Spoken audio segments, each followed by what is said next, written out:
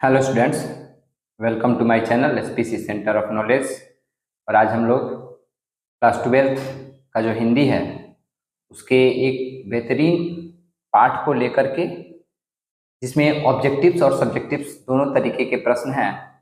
तो अगर आप हमारे चैनल पर पहली बार हैं तो चैनल को सब्सक्राइब करके बेल आइकन को प्रेस कर लें, ताकि नोटिफिकेशन जो है आप तक हमेशा पहुंचता रहे और आप बेहतर से बेहतर तैयारी करते रहें।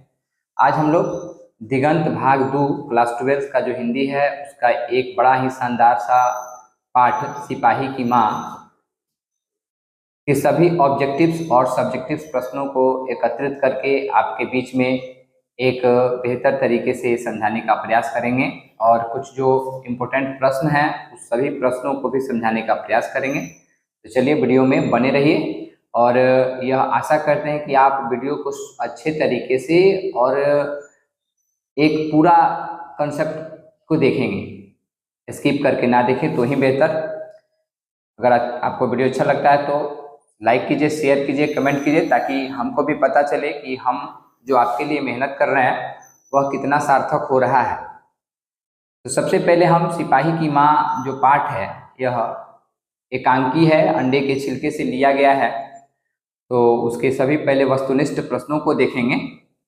पहला है कि मोहन राकेश का जन्म कब हुआ था। मोहन राकेश जो सिपाही की माँ के लेखक हैं, कह रहा है कि मोहन राकेश का जन्म कब हुआ था। ऑप्शन क में कह रहा है 8 जनवरी 1925, ख में कह रहा है 7 फरवरी 1920, ग में कह रहा है 7 मार्च 1921 और घ में कह रहा है 2 जनवरी 1922। इसका जवाब जो है, उत्तर जो है वह 8 जनवरी 1925 हो जाएगा। आपको दिख भी रहा होगा, यहाँ पे हमने अंडरलाइन भी कर दिया है कि 8 जनवरी 1925 को मोहन राकेश का जन्म हुआ था। दूसरा प्रश्न है कि आखिरी चट्टान तक किसके द्वारा लिखित यात्रा वृत्तांत है। क्या कह रहा है कि आखिरी चट्टान तक किसके द्वारा लिखित यात्रा वृत्तांत है। मोहन राकेश का है, अनूप लाल मंडल का है, देवराज का है या रामधारी सिंह दिनकर का है। तो हम जाहिर सी बात है कि जिस पाठ के सभी ऑब्जेक्टिव्स और सब्जेक्टिव्स प्रश्नों को देख रहे हैं उस पाठ के लेखक कौन है, तो मोहन राकेश है। तो इसका जो आंसर हो जाना चाहिए वह मोहन राकेश होगा। यहाँ पे अंडरलाइन हमने कर रखा है, इसका जो आंसर है वह मोहन राकेश होगा। क्या होगा? मोहन राकेश। चलिए तीसरा जो प्रश्न है, तीसरा प्रश्न वह कह रहा है कि मानक क्या करता है। मानक, याद कीजिए, मानक जो है सिपाही की माँ पाठ का एक मुख्य पात्र है। तो वह मानक क्या करता है? सेना में सिपाही है, खिलाड़ी है, शिक्षक है या पहलवान है। तो मानक जो है सेना में सिपाही है। मानक क्या है? सेना में सिपाही है। अगला प्रश्न है कि बिस्नी किस एकांकी की पात्रा है। हमने आपको ऊपर ही समझाया है कि जो सिपाही की माँ जो कहानी हम लोग एकांकी जो पढ़ रहे हैं उसकी उसमें एक जो नायक है मानक, उसकी माँ है बिस्नी, और वह जो पाठ है सिपाही की माँ वह एक एकांकी है, अंडे के छिलके से लिया गया। तो यहाँ पे प्रश्न है कि बिस्नी किस एकांकी की पात्रा है। तो बिस्नी जो है वह सिपाही की माँ एकांकी की पात्रा है। इसमें बहुत सारे ऑप्शन दिए गए हैं, लेकिन इसका आंसर जो है वह होगा सिपाही की माँ। अगला प्रश्न है कि मैं इसे अभी मार दूंगा, अभी इसकी बोटी बोटी अलग कर दूंगा, किसने कहा। अर्थात यह वाक्य किसका है? सिपाही की माँ में एक वाक्य है कि मैं इसे अभी मार दूंगा, अभी इसकी बोटी बोटी कर दूंगा। यह वाक्य किसका है? किसने यह वाक्य को कहा? मानक ने कहा, सिपाही ने कहा, बिस्नी ने कहा या दीनू ने कहा। तो मैं इसे अभी मार दूंगा, इसकी बोटी बोटी कर दूंगा, यह जो वाक्य है वह मानक के द्वारा किया गया है। किसके द्वारा किया गया है? मानक के द्वारा किया गया है। अगला प्रश्न है कि नहीं मानक तू इसे नहीं मारेगा, यह भी हमारी तरह गरीब आदमी है। यह वाक्य किसका है? जो यह वाक्य निकल के ऊपर आ रहा था कि मैं इसे अभी मार दूंगा, अभी इसकी बोटी बोटी अलग कर दूंगा, इस वाक्य के तुरंत बाद मानक की माँ के द्वारा एक वाक्य निकलता है कि नहीं मानक तू इसे नहीं मारेगा, यह अभी हमारी तरह गरीब आदमी है।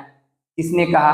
तो वह मानक की माँ थी, जिसका नाम था बिस्नी। क्या था? बिस्नी। चलिए आगे बढ़ते हैं और आगे के सभी प्रश्नों को हम लोग धीरे धीरे सॉल्व करने का प्रयास करेंगे।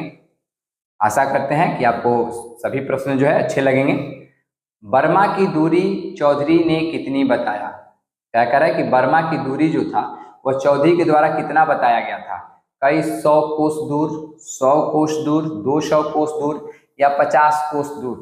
तो चौधरी के द्वारा बर्मा की जो दूरी है वह कई कोस दूर बताया गया था। ऑप्शन क इसका सही होगा। अगला जो है ऑब्जेक्टिव खाली स्थान में है, रिक्त स्थानों की पूर्ति करें। यहाँ पर पूछा गया प्रश्न है पहला कि मोहन राकेश का जन्म स्थान जंडीवाली गली अमृतसर में कहाँ है। यानी जंडीवाली गली अमृतसर किस हिस्से में कहाँ पे पड़ता है, तो यह पंजाब में पड़ता है। कहाँ पड़ता है, पंजाब में पड़ता है। अगला प्रश्न है कि मोहन राकेश का बचपन का नाम खाली स्थान गुगलानी क्या था। तो इनका बचपन का नाम, पूरा नाम क्या था, मदन मोहन गुगलानी। क्या नाम था, मोहन राकेश का बचपन का नाम मदन मोहन गुगलानी था। अगला प्रश्न है कि मोहन राकेश की माता का नाम क्या था। क्या कह रहा है कि मोहन राकेश की माता का नाम क्या था, तो मोहन राकेश की माता का नाम था बच्चन कौर। क्या नाम था दोस्तों, बच्चन कौर नाम था। मोहन राकेश की माँ का नाम बच्चन कौर था।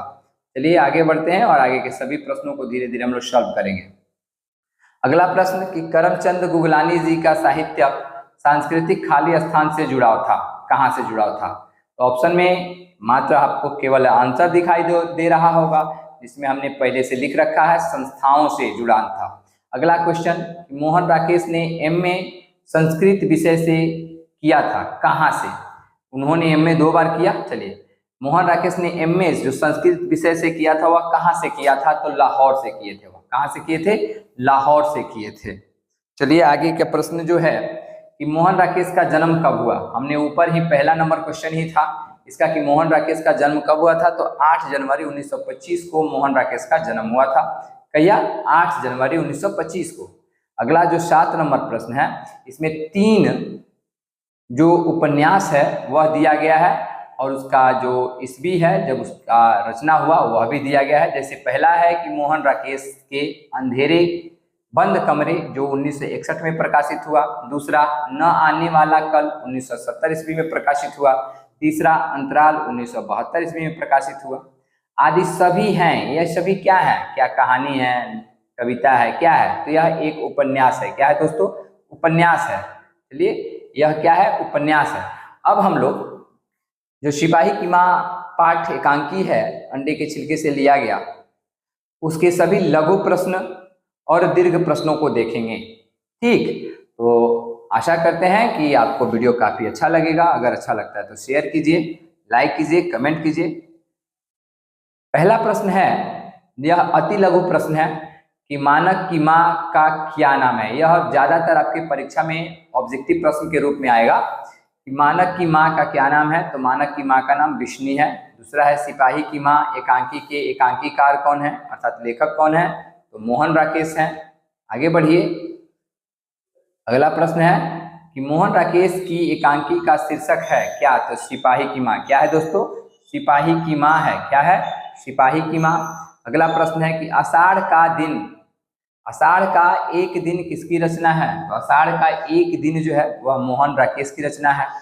5 नंबर प्रश्न कर रहा है कि विष्णु मानक को लड़ाई में क्यों भेजती है। क्या कर रहा है कि विष्णु जो है मानक को लड़ाई में क्यों भेजती है, तो विष्णु जो है उसकी एक बेटी रहती है मुन्नी, जिसका ब्याह करना होता है और उसके ब्याह के उद्देश्य से विष्णु जो है पैसे कमाने के लिए मानक को लड़ाई में भेजती है।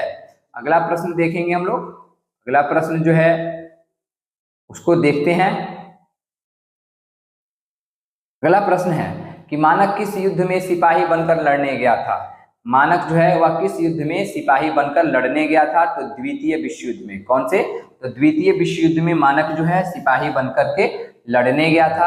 अगला प्रश्न 7 नंबर प्रश्न, मोहन राकेश ने हिंदी में एमए कहाँ से किया। ऊपर हमने हिंदी में संस्कृत में एमए पढ़ा था जो लाहौर से किया गया था, और यहाँ हम लोग पढ़ रहे हैं हिंदी में एमए कहाँ से किया, तो ओरिएंटल कॉलेज जालंधर से किया। कहाँ, ओरिएंटल कॉलेज जालंधर से किया। अगला प्रश्न 8 नंबर प्रश्न, मोहन राकेश किस पत्रिका के संपादक रहे हैं। क्या कह रहा है कि मोहन राकेश किस पत्रिका के संपादक रहे हैं, तो सारिका पत्रिका के यह संपादक रहे हैं। अति लघु प्रश्न जो थे 8 प्रश्नों को लिखा गया है, तो अति लघु प्रश्न जो है अब खत्म हो चुका है। अब हम लोग जो लघु प्रश्न और दीर्घ प्रश्न है उन सभी प्रश्नों को धीरे धीरे हम लोग सॉल्व करने का प्रयास करते हैं। तो चलिए वीडियो में बने रहिए और वीडियो को स्किप ना करें। क्योंकि इसमें जितना भी ऑब्जेक्टिव, सब्जेक्टिव, लघु, अति लघु और दीर्घ प्रश्न उत्तर है, सब बेहतर तरीके से आपके लिए ही, खास तौर पे आपके लिए हम लोगों ने इकट्ठा किया है, बनाया है, ताकि आपको आपके परीक्षा में काफ़ी मददगार साबित हो सके। तो चलिए, पहला प्रश्न, बिस्नी और मुन्नी को किसकी प्रतीक्षा है? वे डाकिये की राह क्यों देखती है? क्या कह रहा है कि बिस्नी और मुन्नी को किसकी प्रतीक्षा है एवं वह डाकिये की राह जो है क्यों देखती है? तो बिस्नी और मुन्नी जो है, मुन्नी बिस्नी की पुत्री है, तो कह रहा है कि बिस्नी और मुन्नी को अपने घर के इकलौते बेटे मानक की प्रतीक्षा है। बिस्नी और मुन्नी को किसकी प्रतीक्षा है? मानक की प्रतीक्षा है। वे उसकी चिट्ठी आने के इंतजार में डाकिये की राह देखते हैं। वे हमेशा हर मंगलवार को जो डाकिया आता था, तो उस डाकिये के पास जाती थी मुन्नी और हमेशा उससे पूछा करती थी कि मानक की चिट्ठी आई या नहीं आई। तो बिस्नी और मुन्नी जो है वह अपने भाई के आने की प्रतीक्षा करती है और वह हर मंगलवार को अपने भाई की चिट्ठी की प्रतीक्षा करती है। अगला प्रश्न है कि बिस्नी मानक को लड़ाई में क्यों भेजती है? यह बेहद ही महत्वपूर्ण प्रश्न है, इसको आप कह सकते हैं VVI यह प्रश्न है। ठीक है, कह रहा है कि बिस्नी के घर की हालात जो है बहुत खराब है, उसे अपनी बेटी की ब्याह भी करना है, इसलिए वह मानक को लड़ाई में भेजती है। हमने आपको जस्ट ऊपर बताया था कि मानक जो है वह बिस्नी का इकलौता पुत्र है और मुन्नी जो है 14 वर्ष की लड़की है, जिसका ब्याह करने के लिए बिस्नी मानक को द्वितीय विश्व युद्ध में भेजती है लड़ने के लिए। चलिए, अगला प्रश्न, 3 नंबर प्रश्न को देखते हैं हम लोग। 3 नंबर जो प्रश्न है दोस्तों, वह क्या कह रहा है? तो 3 नंबर प्रश्न कह रहा है कि बिस्नी मानक की माँ है, पर उसमें किसी भी सिपाही की माँ को ढूंढा जा सकता है। दुनिया की हर वह माँ जो एक सिपाही की माँ होती हैं, वह हर एक सिपाही की माँ होती हैं। तो यहाँ कहा गया है कि बिस्नी मानक की माँ है, पर उसमें किसी भी सिपाही की माँ को ढूंढा जा सकता है। कैसे? तो जब हम लोगों ने पाठ पढ़ा था, उसमें हम लोगों को हमको देखने को मिला कि जब सिपाही जो था वह मानक के सर पे जो अपना बंदूक था वह तान देता था, तो मानक की माँ जो है वह उसे बचाती थी। और जब एक बार मानक जो है सिपाही के सामने बंदूक तान देता है, तो उस सिपाही के आगे जो है मानक की माँ खड़ी हो जाती है उस सिपाही को बचाने के लिए। तो कह रहा है बिस्नी जो है मोहन राकेश द्वारा लिखित सिपाही की माँ शीर्षक एकांकी की प्रमुख पात्रा है। एकांकी के दूसरे भाग में बिस्नी स्वप्न में जो घटना घटती है, उसमें जो संवाद होता है, उस संवाद से उसमें किसी भी सिपाही की माँ को ढूंढा जा सकता है। हमने अभी आपसे बतलाया, जब सिपाही मानक को खदेड़ते हुए बिस्नी के पास ले जाता है, तो मानक की माँ जो है उसे अपने गले से लिपट जो है उसे सटा लेती है और सिपाही से पूछने लगती है कि तुम इसे क्यों मारना चाहते हो? कह रहा है कि और सिपाही के पूछने पर कि इसकी तू क्या लगती है, तो बिस्नी जवाब देती है कि मैं इस लड़के की, इस सिपाही की माँ हूँ, मैं तुझे इसे मारने नहीं दूंगी। तब तक सिपाही का जवाब आता है, यह हजारों लोगों का दुश्मन है, यह हजारों सैनिकों का दुश्मन है, जिसने हजारों लोगों को मारा है, यह हजारों लोगों का दुश्मन है, वे उसको खोज रहे हैं। तब बिस्नी कहती है, तू भी तो आदमी है, तेरा भी तो घर बार होगा, तेरी भी तो माँ होगी, तेरी भी तो पत्नी होगी, तू माँ के दिल को नहीं समझता? मैं अपने बच्चे को अच्छी तरह से जानती हूँ। साथ ही जब मानक पलटकर सिपाही पर बंदूक तान देता है, तब बिस्नी मानक को यह कहती है कि बेटा, तू इसे नहीं मारेगा, तुझे तेरी माँ की सौगंध, तो इसे नहीं मारेगा। इन संवादों से पता चलता है कि बिस्नी मानक को जितना बचाना चाहती है, ठीक उतना ही वह सिपाही को भी बचाना चाहती है। कह रहा है कि उसके बेटे को मारने के लिए खदेड़ रहा था, उसका दिल दोनों के लिए भावुक था, अतः उसमें किसी भी सिपाही की माँ को ढूंढा जा सकता है। अगला जो प्रश्न है, अगला प्रश्न देखते हैं दोस्तों।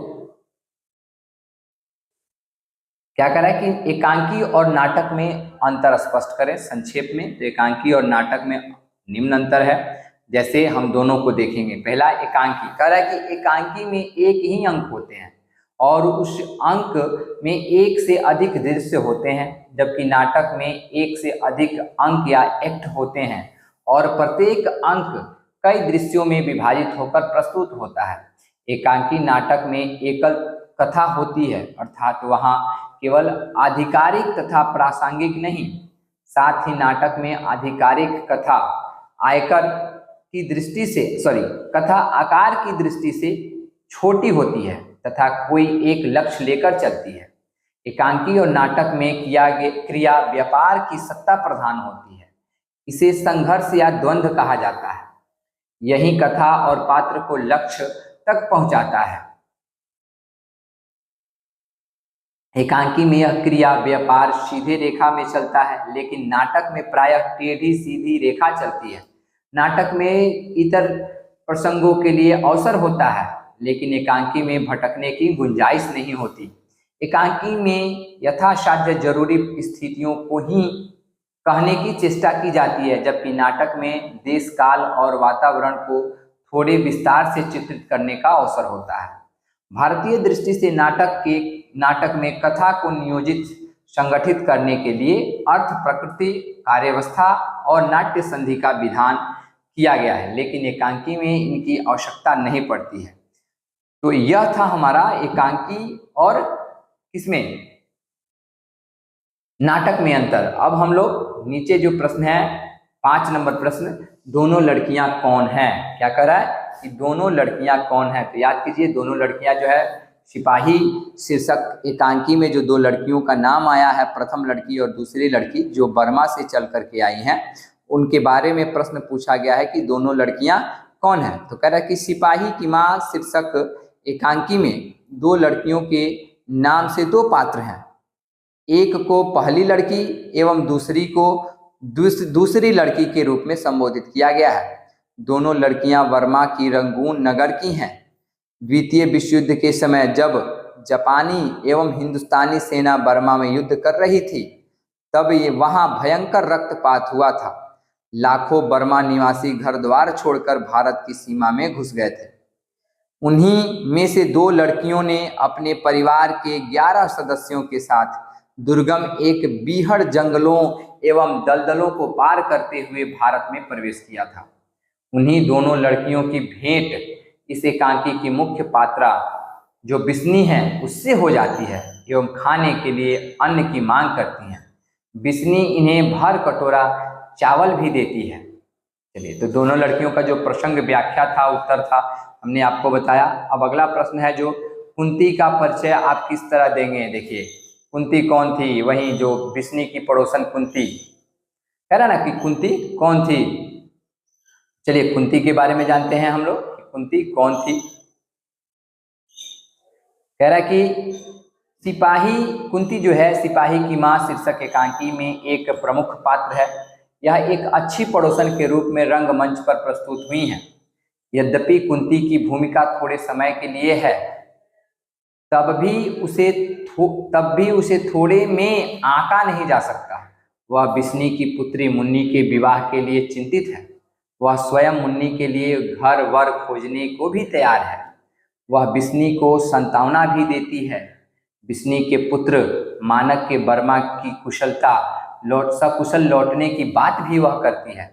बिस्नी के प्रति उसकी सहानुभूति जो है उसके शब्दों में स्पष्ट दिखाई पड़ती है। वह कहती है, तू इस तरह दिल क्यों हल्का कर रही है। कुंती बर्मा के लड़कियों के प्रति थोड़ा कठोर रूखापन अपनी स्थिति दिखाई देती है। तरह कि उनके हाव भाव एवं पहनावे तथा भिक्षा का पात्र जो हुई थी उस पर थोड़ा क्रुद्ध भी हो जाती है। उनका जो है इस तरह से भिक्षा मांगना कतई अच्छा नहीं लगता। यह कहती भी हैं, हाय रे राम, ये लड़कियां की यानी इनका जो रहन सहन है, स्वभाव जो है, पहनावा जो है कुछ अलग टाइप का है। चलिए, 7 नंबर जो प्रश्न है कि मानक और सिपाही एक दूसरे को क्यों मरना चाहते हैं। मानक भी सिपाही था और वह सिपाही भी सिपाही था, तो दोनों एक दूसरे को कहें तो खून के प्यासे थे। कह रहा कि मानक बर्मा की लड़ाई में भारत की ओर से अंग्रेजों के साथ लड़ने गया था और दूसरी ओर के पक्ष अर्थात जापानी सैनिकों से जो सिपाही था वह था सेना एक दूसरे का दुश्मन होते हैं क्योंकि वे अपने अपने देश का प्रतिनिधित्व करते हैं। मानक और सिपाही अपने को एक दूसरे का दुश्मन समझते हैं, इसलिए जो है वह दोनों एक दूसरे को मारना चाहते हैं। चलिए आगे के जो प्रश्न है, मानक जो है स्वयं को वहशी और जानवर से भी बढ़कर क्यों कहता है? क्योंकि सिपाही जो है जब मानक को मारने जा रहा था तो मानक की माँ जो है उसे हमेशा बचाने के लिए उसके सामने बंदूक के सामने खड़ी हो जाती थी। लेकिन जब मानक जो सिपाही को मारने के लिए खड़ा हुआ, उस समय भी जो मानक की माँ थी वह उस बंदूक के सामने खड़ी होती हैं और वह जो सिपाही है वह कहता है मानक की माँ से कि देखो इसके चेहरे से वहशीपन का जो है चोला झलक रहा है, इसकी आंखों में देखो मेरे लिए कितना खून का ज्वाला धधक रहा है, जो मुझे चाहता है कि क्या करे, मार दे। तो वहीं यहाँ पे प्रश्न है कि मानक स्वयं को वहशी और जानवर से भी बढ़कर क्यों कहता है? कह रहा है उत्तर, सिपाही की माँ शीर्षक एकांकी में मानक एक फौजी है।